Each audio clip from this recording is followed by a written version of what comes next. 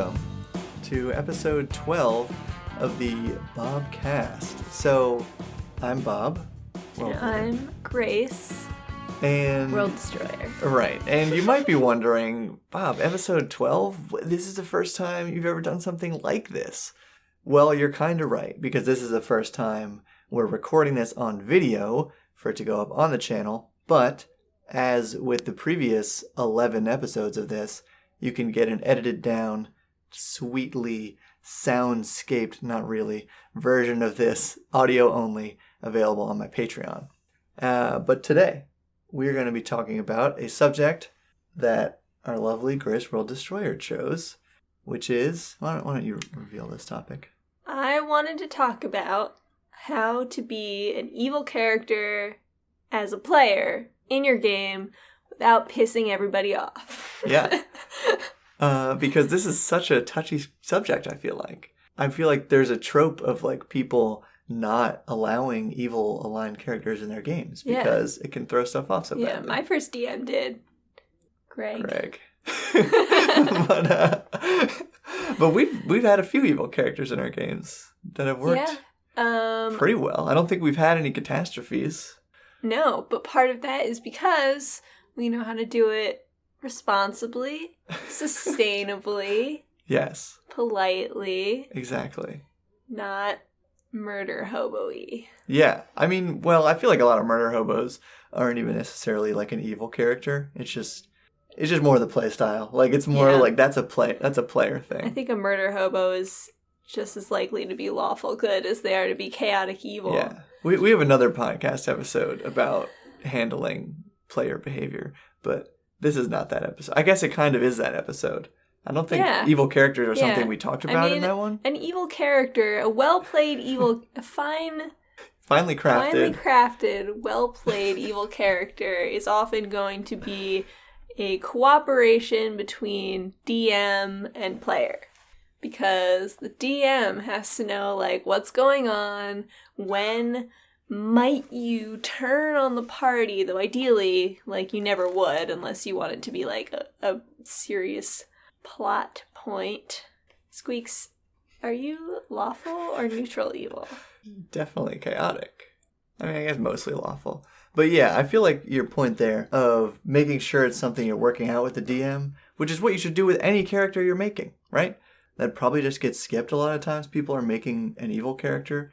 I don't know. It's almost like this thing that they feel like they don't want to reveal right away. You kind of made a character like that, but it was more about not revealing it to the party right away. Yeah, I always like to have a little secret. It's good to have secrets. And sometimes my little secret is that my character is evil and slowly dragging the rest of the party down to his or her level. Yeah. So should we talk about these evil characters that we've played successfully? Yeah. I guess. Why don't you go first? Let's start with that. Because you've done more. We can kind of branch off into how they worked so well. Yeah. So my first evil character was a lawful evil paladin named Aegis, a tiefling, so that's a virtue name. That's the coolest part of being a tiefling is the virtue names, in my opinion. What does Aegis mean as a virtue name? It's a shield. Oh. So she fought with a shield.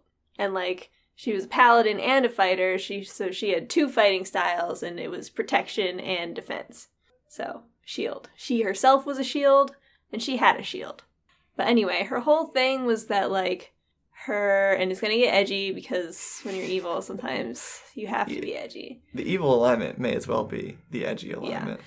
So she was in charge of like watching over this young prince, and it was her whole life and her sole duty. She was a member of this elite guard to basically be his bodyguard. But one day during a military parade, while the prince was riding in her saddle with her, he was assassinated. I thought this was when the Fire Nation attacked, but okay. I guess.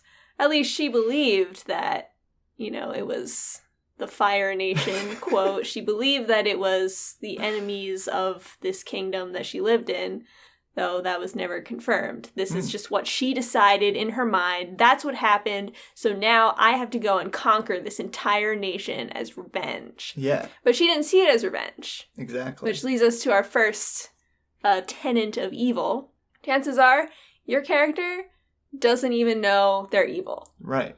It's like that classic, I don't know what that meme is from, but that like, are we the baddies? Yeah. Yeah.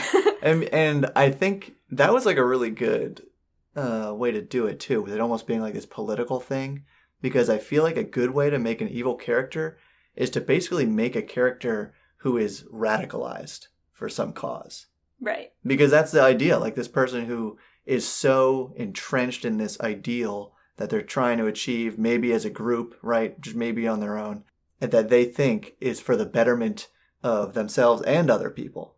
That they just want like the world to do, just to be the way that they envision it, I guess, for whatever reason. So maybe it's a political agenda. Maybe it is, like, especially in D&D, if you got that warlock patron who's kind of questionable, could be a religious thing. So yeah, I feel like having this radicalized character makes a good evil character. A good evil character. Anyway. Yeah, so basically what I did was I took the virtue of justice and I took it about 3 steps too far. Yeah. And just created this person who would do literally anything, anything to protect her companions. So this helped her kind of stay in alignment with the party, you know, and then that was her, like, fighting style. She was always there in the front, protecting the others.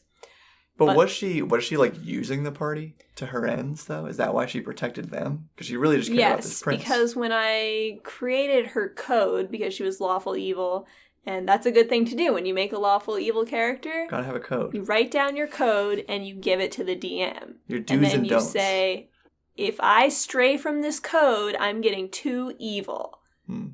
Or not evil enough. Yeah. Maybe you're going in the other direction. It's a fine line, I guess. Right. And, you know, maybe you want to, but, you know, if you don't, just, like, give it to your DM so that when they hear you say, I'm evil, I'm playing an evil character, they don't go like, what? No, you can't. Yeah. So that they know that you're not going to step outside of these boundaries. You're not going to slaughter innocent villagers. Yeah. I mean, and that's awesome. Just establishing those boundaries in the first place is something I like totally always recommend for a session 0 kind of discussion.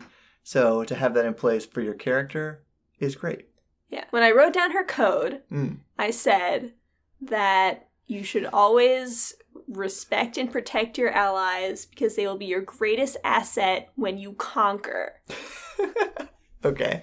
Because the more respect you have from this small, tight-knit group of people, who are also respected, ideally, an adventuring party is going to be respected by others, the harder it will be for you to be taken down or assassinated yourself.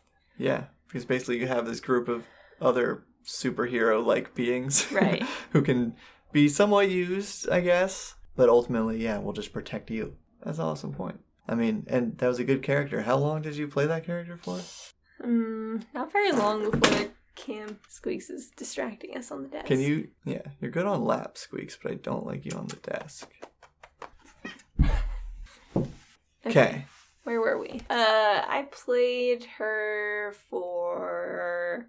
I don't know. I feel like only like 10 sessions. Oh. Well, I mean, that's a Not decent very amount. long. That's more sessions than some people ever play of D&D. Yeah, that's true. Yeah. And that's probably about as long as I played the only evil character that I have played. I don't know. Like, you might remember because you were the DM for this. I think it was longer than 10 sessions. Yeah. I feel like it was probably between 10 and 20. But I played a lawful evil orc barbarian. It was super fun to play. Of Zariel, the archdevil. Yeah, devil. Basically, my thing was like, wanted it to be almost like a monk, almost like a paladin, because obviously he has this kind of like religious agenda to serve Zariel and provide souls for her infernal army, which is just her whole thing. Because basically she gave him like a cool magic sword early on. And that was my cool thing as a character. But I also had, then this was just full like roleplay aspect, this string of like giant beads. And his thing was that when he would kill somebody, he would like take off the beads and like roll them in their blood. And then, but also, I guess after I got that sword, the real thing was just I needed to kill somebody every like 9 days, I think. Yeah, something like that. And then everybody that I would kill, it didn't have to be a person. We were talking about this before the podcast because I was trying to remember. It just had to have like a certain level of intelligence.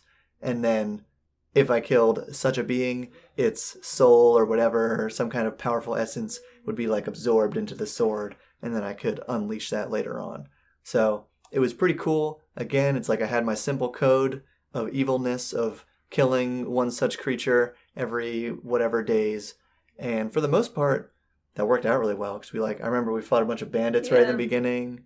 It wasn't that hard. Yeah. But there was like one point where I was like, oh my gosh, it's like day 7. We're just like going from one town to another. And I like had to kill something. So like in the night, I think, when everybody else was sleeping, I just like went out in the woods and found some kind of reasonably sentient creature and killed it. Yep. and the whole evil. Yeah, I mean, it was pretty evil, but the whole party also like didn't even, I don't know, I guess because I'm thinking about the rolling in blood thing, right? Yeah. Like it wasn't me rolling around in blood, that would have been a little much, but they really didn't ever be like, hey, that's really gross.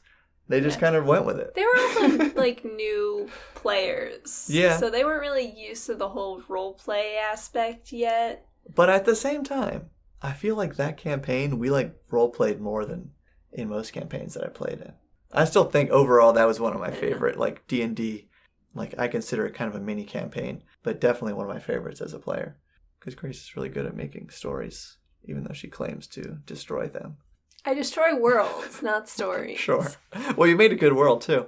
But anyway, so I guess what made that character good was, again, having the code, I guess really leaning into the role play in this case, because it wasn't so about like, ooh, I'm going to do evil. It was just like, I have this one evil trait and I have to follow it literally religiously. Or, I mean, I don't even remember if there were consequences. There were. You would get, like, penalties. Okay. And then eventually, like, you would get sucked into the sword. Oh, okay. I do feel like, yeah. After 9 days, if you didn't do it, it was you. I was the soul sucked into the sword all along. You were the sword. Yeah. I mean, and I had a lot of fun playing that character. I'm kind of saving him for when we break into Baldur's Gate, Descendant to Avernus, because I feel like it'd be good to play an evil barbarian in that. But I would totally play him again in just like anything else, because I learned from that I really like barbarians. And that class also worked really well for having this evil character, I think. So I was just really good at killing, which was like the thing I needed to do. Yeah. Too good at killing. But yeah. So there's lawful evil. Yeah. Lawful evil is definitely the easiest evil to be. Yeah. Because you have these boundaries set in place, agreed upon by your DM, and maybe even some of the other characters, or players, and at least their characters are going to have to kind of buy into this code if your character is going to stay in the party. Yeah. And it's really easy to just maintain a goal that is the same basic trajectory as your party. Yeah. And you can just make evil real easy by just taking a good thing and just pushing it. Yeah. Push it to the limits. Push it to the limits. Well, not all the way. Not all the way to the limit, because the limit is like chaotic evil. Okay. And that's not fun. Well, we're going to talk about chaotic evil later, because I have some ideas about how to make it work. But I guess first neutral evil. Yeah, neutral. In our descent to evil. Yeah, to the limits. Yeah. So I've played one neutral evil character. I have the Squid, who was a great old one warlock who basically like had this patron who just like absorbed knowledge and synaptic energy and like magical energy, and it was just like this big like maelstrom that was swirling around at the bottom of the ocean. Yes, this was for Ghosts of Saltmarsh. Right. So when Squid became a warlock of this patron, she basically became a thrall. And, like, her own brain was, like, emptied out.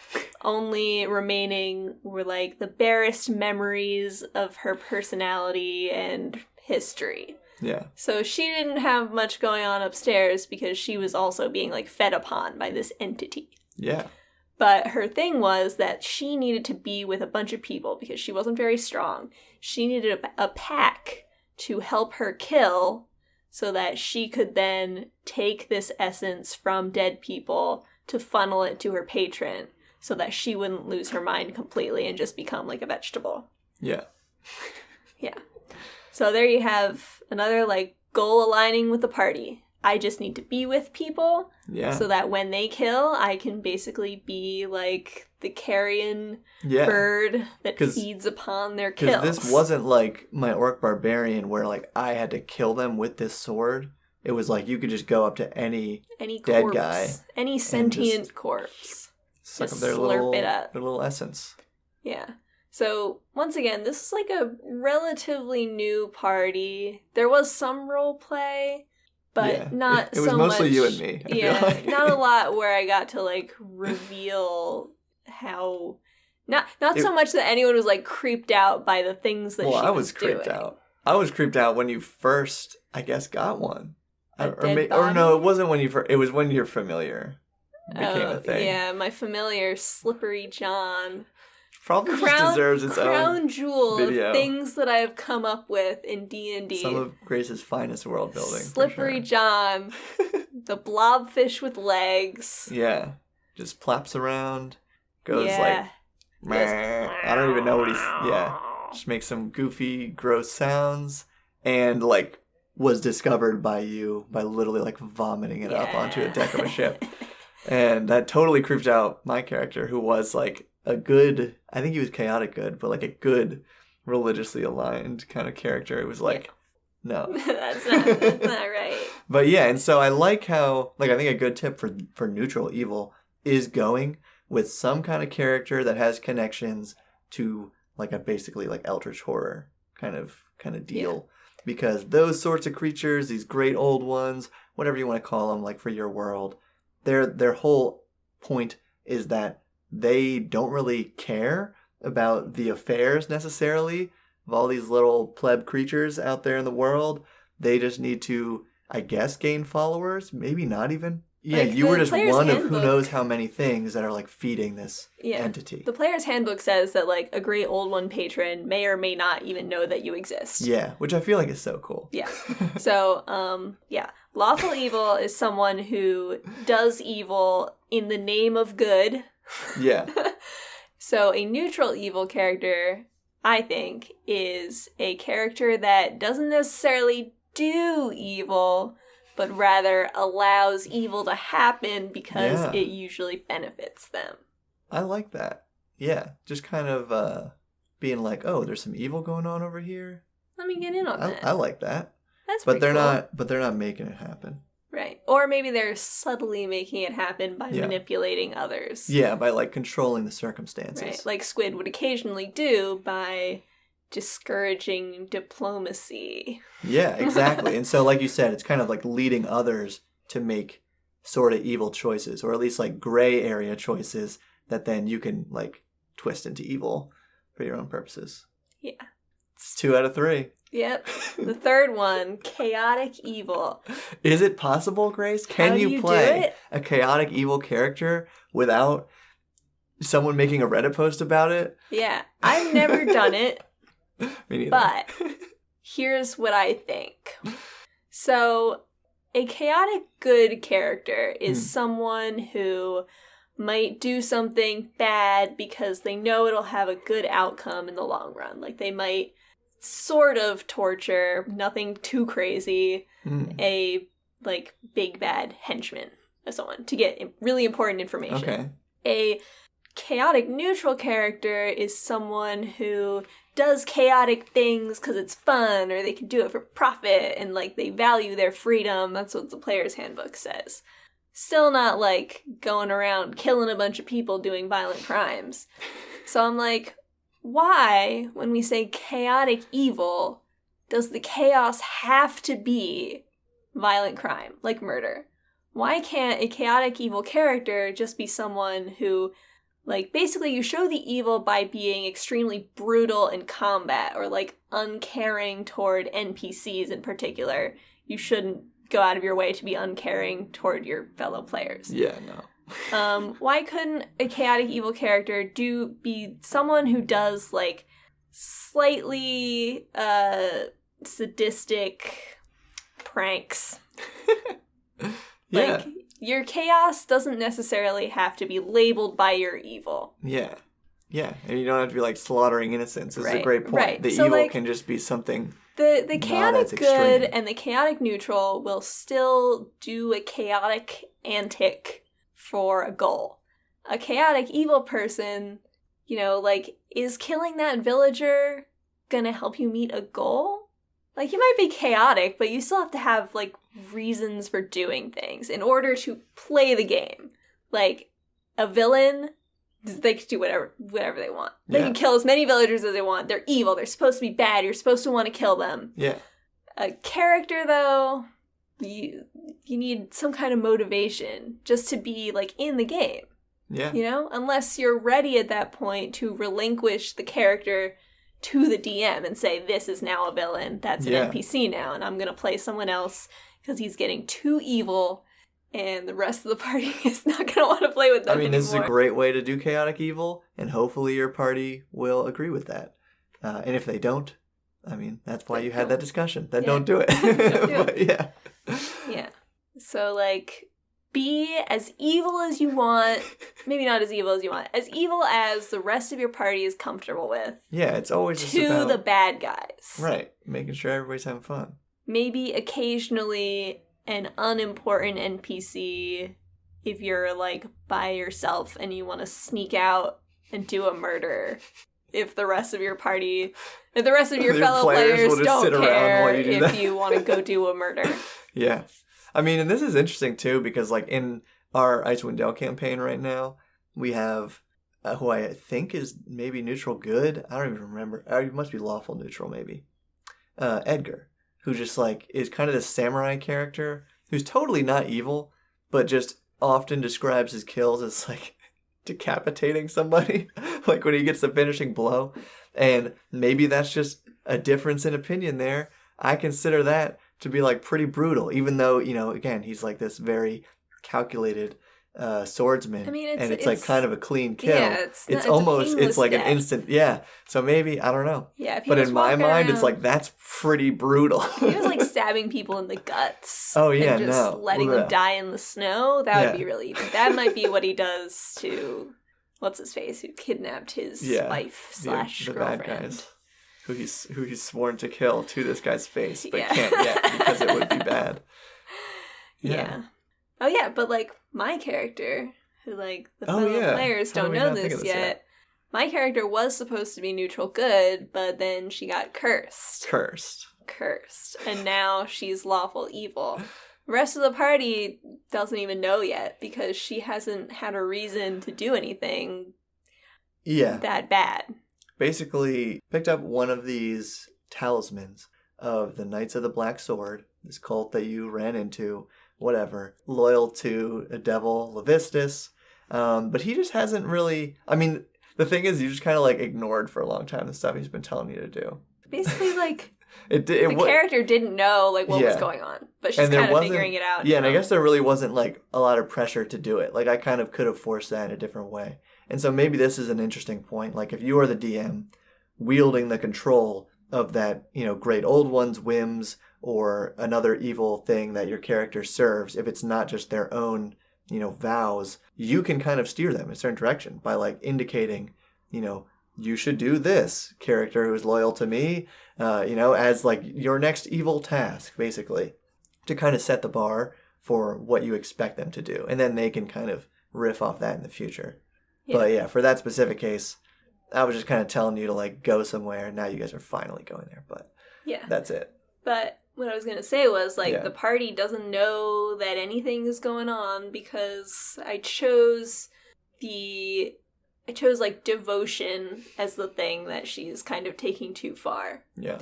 And I have started describing her doing, like, more brutal things, like mistreating a prisoner. Yeah. And now, like, Bob and I have this combo move planned where she's gonna, like, brutally stab an enemy with, like, combo move with this NPC who's also cursed in the same way. And then that might get because I'm trying to get, like, uncursed. I don't want to be evil. I'm trying to like get the attention of the party to be like, hey, something's wrong, but I'm dedicated to the because I guess I don't know, it's like your character doesn't even fully know what's going on, I guess, because it's not like they've made you do anything super bad. Yeah.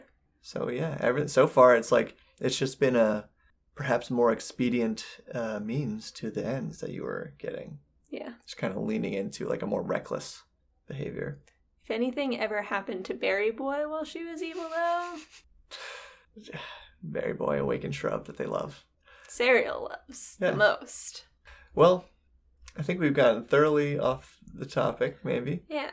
And I feel like, I mean, we've probably solved this problem forever, and now no one will ever have to worry about playing an evil character. You'll go on RPG Horror Stories on Reddit, and there won't be a single post about the problem. There's no post whatsoever. No. Because we just cleared up D&D problems once and for all. Yeah. No more evil. No more badly played evil characters. Yeah. No more bad evil. Yeah, only good evil. Like me. Grace World Destroyer. Yeah. All right. Well, thank you for watching and listening. Keep building. You're welcome. Cool. Stop building. No.